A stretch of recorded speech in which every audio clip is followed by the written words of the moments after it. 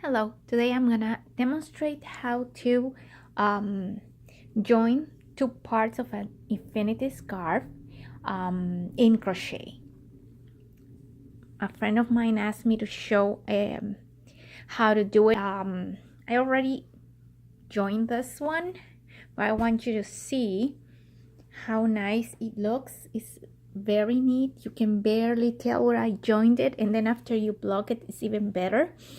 You see my scarf has a design, so I had to be careful how to join it, because otherwise I would have ended up with a different color here and it would have break the pattern of my scarf.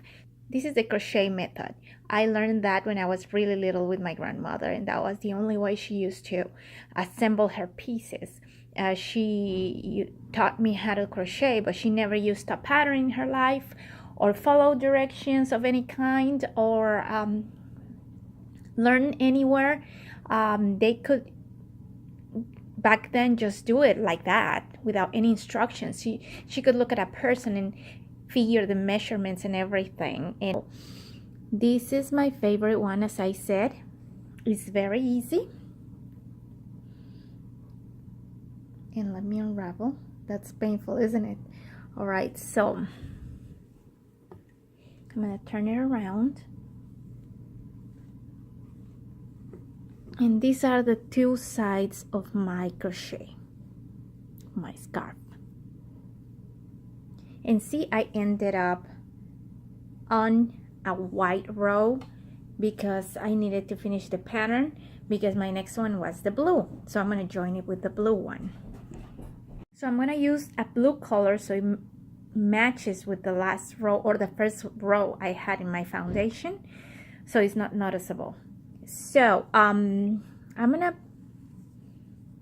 face them together and see where you can see the V's on top or the chains on top. So that's what you have to do. You're going to join one leg of this. This is the foundation one, so it doesn't matter, it doesn't look like V's because it was chains. So you're gonna grab one leg on this side, you're gonna join it with the inner leg on the other side. Notice that I'm not taking this one. This is not the one I want. It's this one. Why is that? Because if you join it by using the outer side, then you're gonna see dashes. These legs are gonna look like dashes in the reverse, and it's not gonna look like it matches the stitch you're using. All right, so it's very simple. You're gonna join one leg. Let me see if I can. Right, I'm gonna pass this last loop that you have here through that leg, and then you're gonna join it to the innermost side of the V. And all you're gonna do, and I'm a little bit tangled here with my yarn, let me just pass it through to the other side, and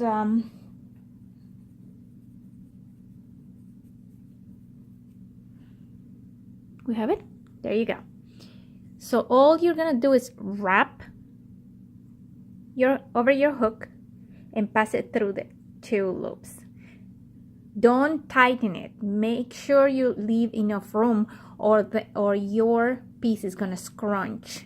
It's gonna get all scrunched up when you finish. So remember, this has to be the same length of the stitches you are joining together. So this is the next one. I'm pretty sure this is my inner leg, right? Yarn over, pass through, and now I'm gonna pass it through this one. So I'm gonna pass it through these two legs that I have here, and through the loop you already had on the crochet hook. Remember, at the beginning we didn't have that, but now we end up with one loop on the crochet hook. You're not making a stitch, you're not wrapping over and passing through. The only thing you're doing is poking through one leg, Make sure you have the inner leg of the other side. Notice how you have 1, 2, 3 loops. Now you wrap over your hook, face down a little bit, pass it through the, oh, didn't want to cooperate. Again, 3 loops, wrap over, pass it through the 3 loops if you can, if not through 2 and then through the last one.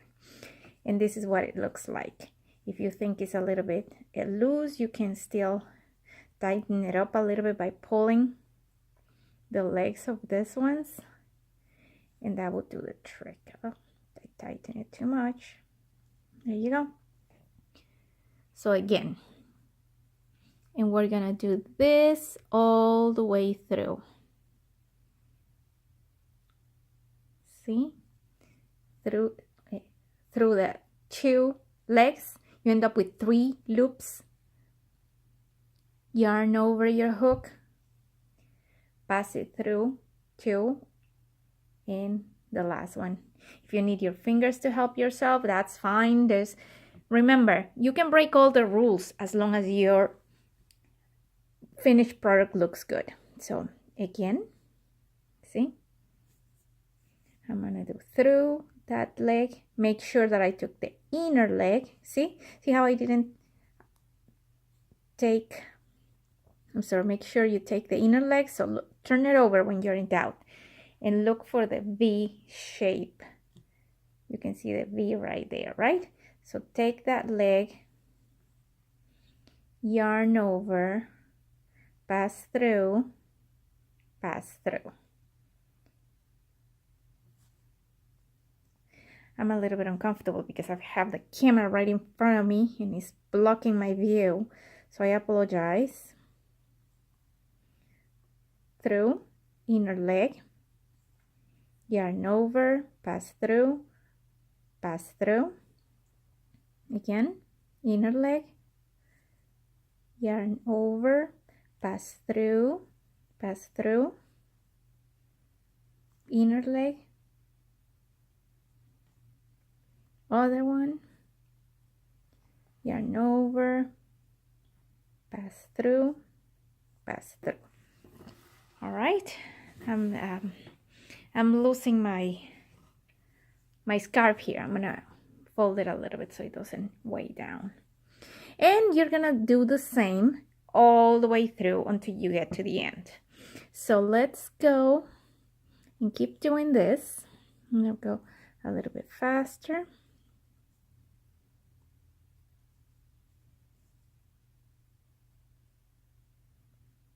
One leg, inner leg, yarn through, all the way. One leg, the inner leg of the next one, yarn through,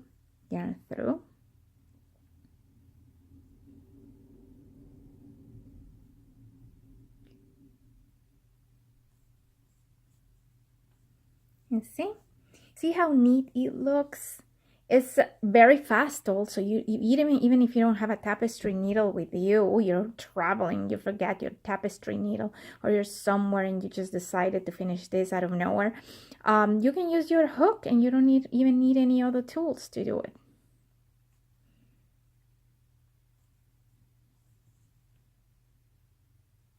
See, it's a little bit tricky with the strands.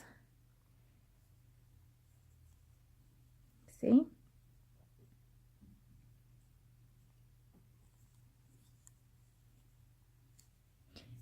So remember, the key is not to tighten it too much.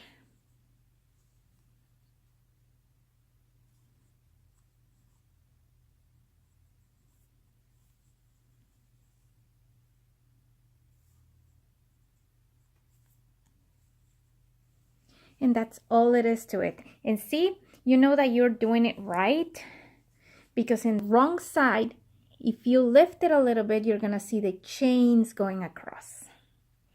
So see there? I think you can see them now. So keep going all the way through the end, and then when you get to the end, just cut the yarn, let's assume this is my end. See? Pull your